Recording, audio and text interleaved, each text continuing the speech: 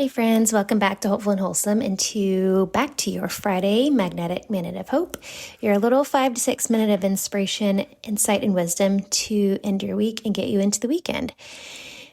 And today I want to bring in a conversation about the difference between fear and intuition. This is something that I've been working a lot with this year, and I feel like it's worth bringing forward. So if you've ever backed out of something and said, like, it just didn't feel right or it just didn't feel aligned, but then later realized that it might have just been scary for you. If you've ever said, like, my gut says no, but what your gut was actually saying was, I don't feel safe, right? This is the confusion I want to hopefully help clear up today. Because for emotionally intelligent, self-aware women, the confusion isn't ignorance. It isn't like, I'm not in touch with my body. It's just this subtle energetic misdirection. And then there's this concept, this idea of intuitive bias, where your mind basically hijacks your intuition to keep you safe from discomfort or from something that's unfamiliar. And this is totally normal. I want to say that first. I want to normalize this because when you're doing the deep inner work, when you're doing trauma work, when you're doing shadow work, when you have been conditioned to stay small, when you've been conditioned from society or from, I'm going to say this, especially religion, that you cannot trust yourself, this is a big thing. The other thing too, if you've ever been previously burned for, quote, bad decisions or from decisions you're like, oh, I've thought this was aligned, right? This can be a hard thing. And for me, a lot of this goes back to a lot of religious conditioning where you're taught that you don't have the answers and you can't trust yourself. So there's a lot of deconditioning that happens there. And so this confusion, again, it's not like, oh, well, you just don't know your body and it's ignorance. It's just misdirection. So if you have ever felt, I want to talk about how it feels in the body versus intuition, how fear feels in the body versus intuition. So I want you to feel this in your body and feel the difference. So this is how fear often feels. It feels tight or constricted or heavy. It can feel like a shallow breath. It can feel kind of frantic or fast thoughts or like the spiral, right? The spiral in your mind of the what if. That is fear. It can feel like nervous system activation, like maybe you feel fidgety, you feel sweaty, you feel kind of nervous or anxious, you have a racing heart. It can feel like urgency, like pressure to make a quick decision. This is fear. Your intuition is never going to put pressure or urgency on a situation. That is fear. And it feels like a contraction. It feels like a protection. It feels like restricted, like a restricted energy. It's the opposite of expansive, right? That's what fear feels like. But I especially want to point out the part about the frantic thoughts, the playing the what if game, and the urgency.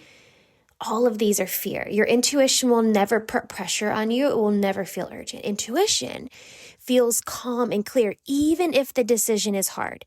Even if it is hard, it will still feel calm and clear. It will feel expansive or neutral.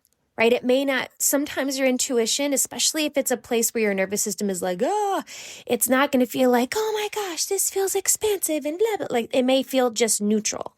It may not feel big and shiny and sparkly. It might just feel neutral. It can also feel like just this quiet inner knowing. And I think for a lot of us, that's where it happens. And it requires us to get quiet to hear that quiet inner knowing. And typically, often arises when you're regulated.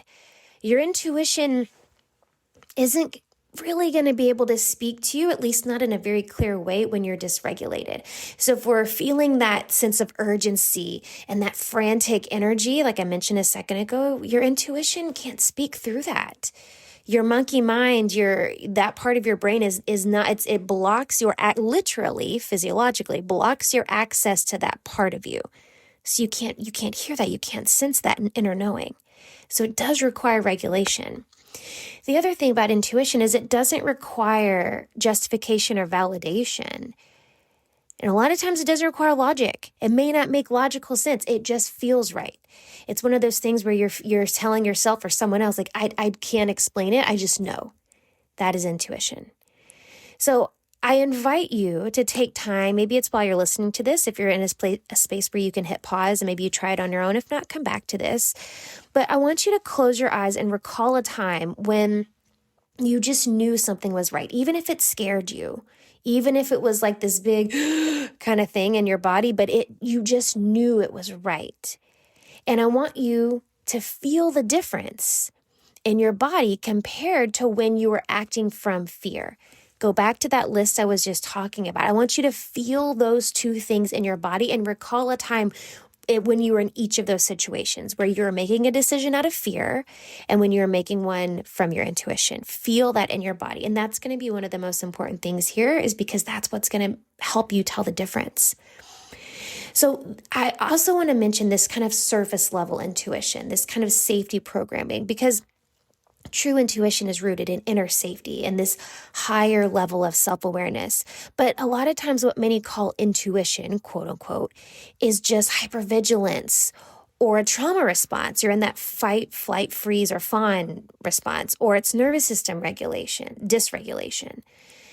So in an example, my gut is saying no to this opportunity, but really I just don't feel worthy or ready.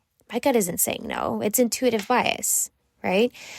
You might say, I'm not aligned with this group, but really this group just reminds me of my past rejection. So I'm being triggered by something, right? And my fear now, or my intuitive bias, is telling me, no, it's not aligned, right? And I have felt that so many times. I spoke at a retreat this past weekend, and I had those moments leading up to the retreat, seeing the many speakers that were coming alongside me. I had those moments where I thought, maybe this isn't right. Like maybe this group is, not for me. Maybe I'm not ready for this, to be a part of this, right? It was just fear, because it was triggering either there's like some worthiness things coming up. I think that's probably mostly what it was.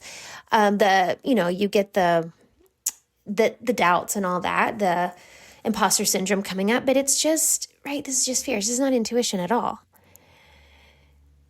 So how do you build this muscle of discernment? First, it's all about the nervous system. Regulate before deciding. Even just taking a breath for 1 to 2 minutes, maybe moving your body, moving some energy out of your body. Regulate before deciding. You cannot hear your intuition from a triggered state. I cannot say that enough. You cannot hear your intuition clearly from a triggered state, from a dysregulated state.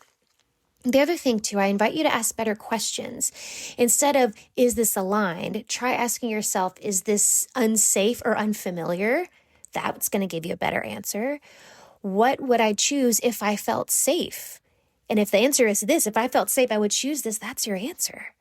And another question you might ask, am I saying no because it's not right, or am I saying no because it's new? Those are much better questions.